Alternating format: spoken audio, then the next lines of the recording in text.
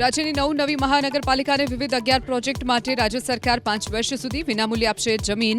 મહેસાણા, નડિયાદ, આણંદ, નવસારી, વાપી સહિતની મનપાને મળશે લાભ. સાબરકાંઠાના ઈડરમાં ખનીજ માફિયાઓ બેફામ. રેતી ચોરી કરીને ભાગતા ટ્રકને અધિકારીઓએ રોકવાનો કર્યો પ્રયાસ. ખનીજ માફિયાઓનો ખાણ ખનીજ વિભાગની ટીમે ફિલ્મી ઢબે કર્યો પીછો.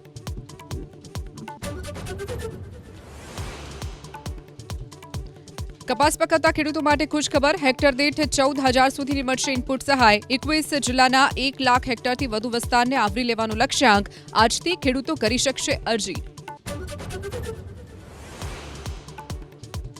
નવસારીના ખબીલપુર વિસ્તારમાં પડ્યો મસમોટો ભૂવો. 2 મહિના પહેલા બનેલો રસ્તો બેસી જતા ગુણવત્તા પર ઉઠ્યા સવાલ.